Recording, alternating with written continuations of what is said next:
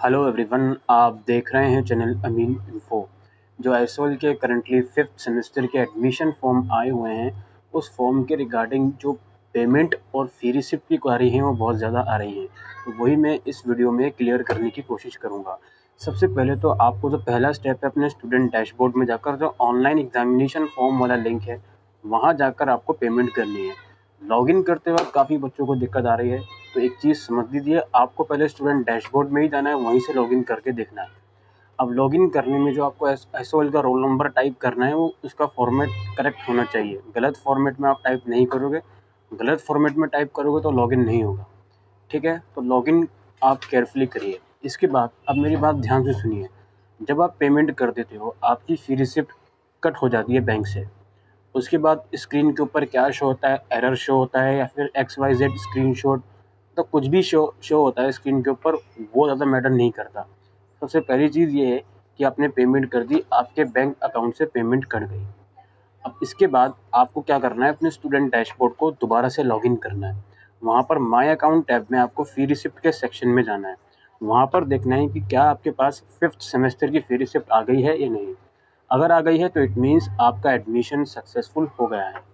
अब जो 5th semester की फ़ी रिसिप्ट है, उसमें अभी फ़िलहाल सेमेस्टर 6 के सब्जेक्ट शो नहीं कर रहे हैं, तो वो कुछ टाइम बाद शो हो जाएंगे, उसमें इतना बड़ा इशू नहीं है। यहाँ पे एक बात आप लोग समझ लीजिए। अब अगर आप पेमेंट कर देते हो, मैं यहाँ पे स्क्रीन की बात ही नहीं कर रहा हूँ कि पेमेंट करने के बाद स्क्रीन पर क्या शो होता है। कुछ भी शो होता है वो उतना मैटर नहीं करता।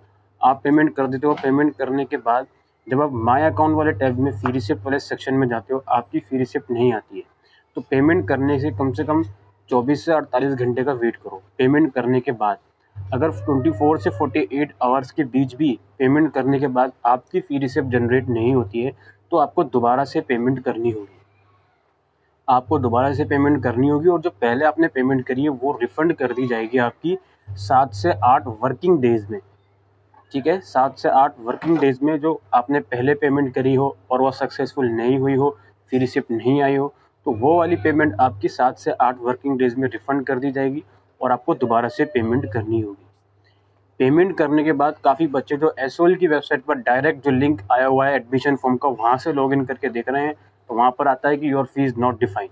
वहाँ लॉगिन मत करो। आप अपने स्टूडेंट डैशबोर्ड में सबसे पहला स्टेप यही है कि पेमेंट करने के बाद अपने स्टूडेंट डैशबोर्ड में माय अकाउंट वाले सेक्शन में जाकर, फी रिसिप्ट वाले सेक्शन में जाकर अपनी फी रिसिप्ट चेक करो कि वहाँ आई है या नहीं आई है। अगर वहाँ नहीं आई तो पहले 24 से 48 घंटे का वेट करो।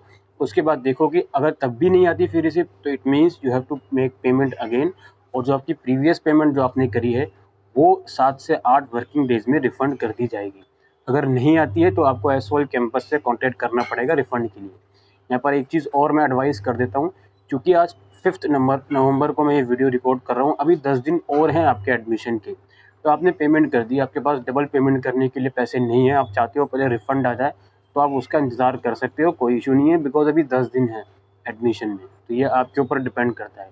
लेकिन जो रूल्स हैं एसओएल के, हमेशा से जो सारा प्रोसीजर चलता है ये इस एडमिशन के रिगार्डिंग, वो मैं आपको बता रहा हूँ। एक चीज़ और मैं आपको बता देता हूँ, मैंने पर्सनली पिछले 2-3 सालों में बहुत से बच्चों के एडमिशन फॉर्म भरे हैं। 99% मुझे दिक्कत आई ही नहीं है कभी भी एडमिशन फॉर्म में। तो आई डोंट नो कि आप लोगों को प्रॉब्लम कैसे आ जाती है, आप जल्दबाजी में सारा काम करते हो, तो प्लीज़ उस चीज़ से बचो। और कोशिश ये करो कि अगर आपके पास नेट बैंकिंग है तो नेट बैंकिंग से पेमेंट करने की कोशिश करो।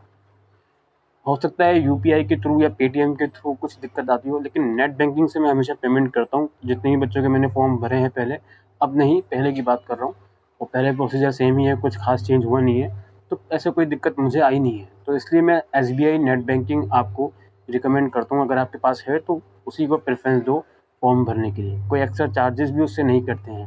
ठीक है, अगर आप डेबिट कार्ड से करते हो तो समटाइम 50-60 रुपये एक्स्ट्रा आपके कट जाते हैं, बट नेट बैंकिंग से, एसबीआई नेट बैंकिंग से कोई एक्स्ट्रा चार्जेस भी नहीं कटते हैं। फिलहाल ये तो अदर इन्फॉर्मेशन हुई। जो मेन कंसर्न था वो मैं आपको बता चुका हूँ कि पेमेंट करने के बाद अगर आपकी फी रिसिप्ट जनरेट नहीं होती है माय अकाउंट वाले सेक्शन में जाकर, तो कम से कम 24 से 48 घंटे का वेट करें। तब भी नहीं होती है तो you have to make payment again. जो प्रीवियस पेमेंट है वो आपकी 7 से 8 वर्किंग डेज में रिफ़ंड कर दी जाएगी। अगर वो नहीं आती है रिफ़ंड, तो उसके लिए कैंपस जाना पड़ेगा। और अगर आप पेमेंट करने के बाद फी रिसिप्ट नहीं आती, आप दोबारा पेमेंट करने से पहले ये चाहते हो कि यार रिफ़ंड आ जाए, तो वेट कर लो, 15 नवंबर लास्ट डेट है, तो होपफुली उस टाइम तक रिफ़ंड भी आ जाएगा और दोबारा पेमेंट भी कर सकते हो। और एक बात याद रखना, आपने पेमेंट करी और वो पेमेंट सक्सेसफुल नहीं हुई, तो जब दोबारा फिर आप पेमेंट करोगे रिफ़ंड आने के बाद या रिफ़ंड आने से पहले भी, तो किसी दूसरे अल्टरनेट मोड से पेमेंट करने का ट्राई करना। जो सेम मोड से आपने कराया उससे मत करना। ये जस्ट एक सजेशन है, आप मान सकते हो तो मान लो, बाकी आपकी मर्ज़ी है, ठीक है? तो यही कुछ डाउट्स काफ़ी स्टूडेंट के आ रहे थे पेमेंट और फ़ी रिसिप्ट से रिगार्डिंग। आई होप ये वीडियो आपको यूज़फुल लगी हो, तो वीडियो को शेयर करेगा। Thank you.